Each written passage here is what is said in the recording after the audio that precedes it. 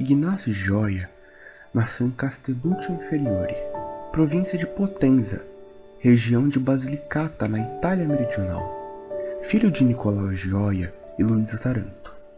Sua avó materna era a Marquesa de Crucoli. Os pais do Monsenhor Gioia queriam que ele fosse médico.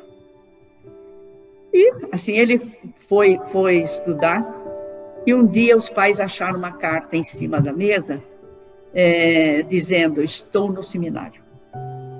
O jovem Ignazio Gioia chegou a cursar medicina, mas o chamado para a vocação sacerdotal falou mais alto no coração do italiano, que entrou para o seminário, estudou em Nápoles e foi ordenado padre em Catanzaro, na Calábria, no dia 25 de setembro de 1899.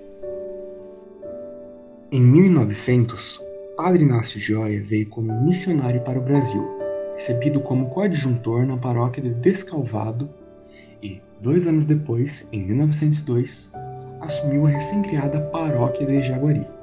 Em 1905, veio para Queluz e, em 1908, passou a fazer parte do clero da recém-criada Diocese de Taubaté. Dom Epaminondas Nunes Dávila e Silva, primeiro bispo de Taubaté, nomeou o Padre Ignazio Gioia como pároco de São Luís do Paraitinga em 12 de julho de 1912, e ele permaneceria nesta condição até sua morte, em 1961. Portanto, longos 49 anos de paroquiato. No ano de 1933, recebeu da Santa Sé o título de Monsenhor. E ele se ordenou, assim o Monsenhor Tarcísio passou para a gente, né? Ele se ordenou e um dia foi passear no Cais do Porto e viu um navio zarpando. Ele disse assim: para onde será vai esse navio, né? Ele viu escrito Brasília. Aí acendeu esse desejo de ser missionário aqui no Brasil. A comunidade luisense amava muito o padre italiano, que mesmo depois de muitos anos no Brasil, falava muito pouco português, mas mantinha um relacionamento de profundo respeito com todos, da cidade ou zona rural. Nos lugares mais distantes da paróquia, montado a cavalo, visitava todas as comunidades, orientava quanto às doenças e normas da higiene, recomendava cuidados com a alimentação e especial zelo pelas crianças. Monsenhor Tarcísio, ele era a coroinha do Monsenhor Gioia, e a Igreja do Rosário era a joia do Monsenhor Gioia. Ele amava muito aquela igreja, e o padre Tarcísio, como coroinha do Monsenhor Gioia, ele acompanhou o Monsenhor em tudo. E o Monsenhor Gioia era a joia mesmo dele, ele amava muito essa igreja.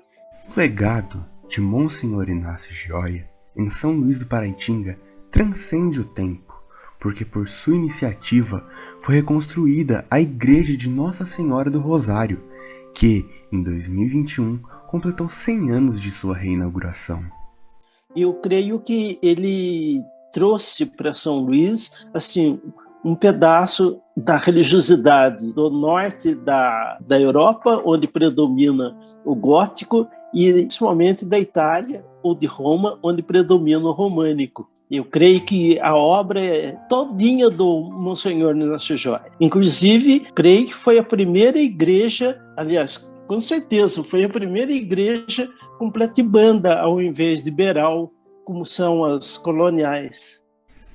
Seu espírito empreendedor também permitiu a mais completa reforma feita na Igreja da Matriz desde sua construção em 1840, com colocação dos pisos, altares de mármore, corredores laterais, mesa da comunhão, púlpito e toda a fachada do templo. O amor por São Luís traduzia-se no absoluto desapego por bens de sua família que havia herdado, pois tudo foi colocado a serviço de seus empreendimentos na cidade.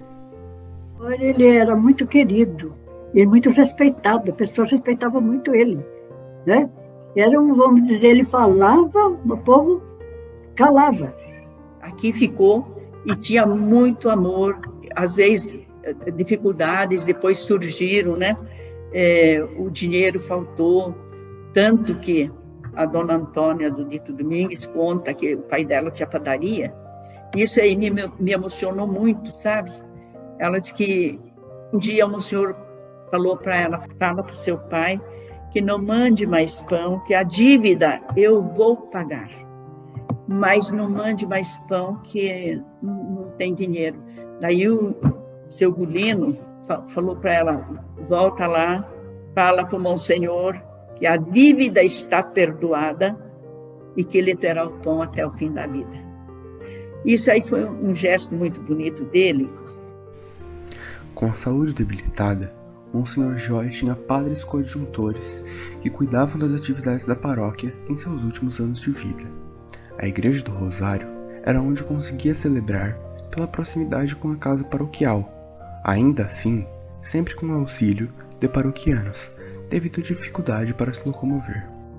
Aos 87 anos de idade, no dia 7 de setembro de 1961, ainda na madrugada, começava a se espalhar pela cidade de São Luís do Paraitinga a notícia do falecimento de Monsenhor Inácio Gioia. Nas primeiras horas do dia, a cidade comovida começava suas homenagens ao seu querido pároco.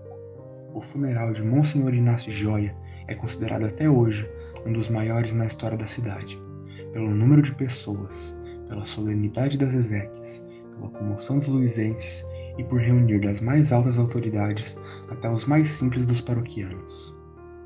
Eu me lembro direitinho da noite em que o Monsenhor Joia morreu.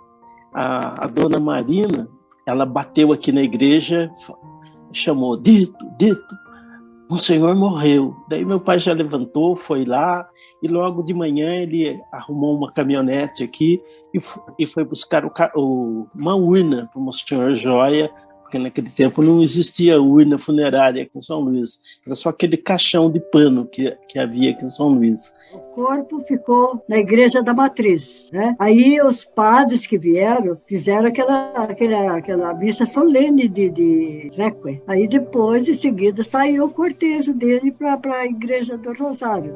A banda, como de costume, tocando a marcha fúnebre, né? E o povo desolado atrás. Houve um enterro e o padre Tarcísio queria, já naquele dia, sepultar o Monsenhor Joia na igreja. O bispo, que é o Dom Francisco Borja do Amaral, não permitiu. Daí, mais tarde, passado alguns anos, Monsenhor Tarcísio já era pároco de São Luís, ele tentou colocar os ossos do Monsenhor Joia na igreja. O mesmo bispo não permitiu. Quando houve a renúncia do bispo, e antes que o outro tomasse posse, o padre Tarcísio pegou os ossos e colocou na Igreja do Rosário, como está até hoje lá. Acontece que os restos mortais dele, eu também participei ali. Tinha só poeirinha, tinha quase nada, um pouquinho de cabelo, porque segundo na época que foi sepultado ali, depois que o povo saiu, o padre Cursino mandou pôr cal virgem, aí destruiu tudo. Agora, o que assim chamou a atenção é que a coroa de flores que os professores fizeram homenagem para ele estava perfeita, como se tivesse colocado naquela hora. E os flores artificiais, eram orquídeas brancas, que estavam no pé do caixão lá. Esse eu recolhi e coloquei junto, ali onde ele está sepultado ali, junto, ali na urna que ele ficou.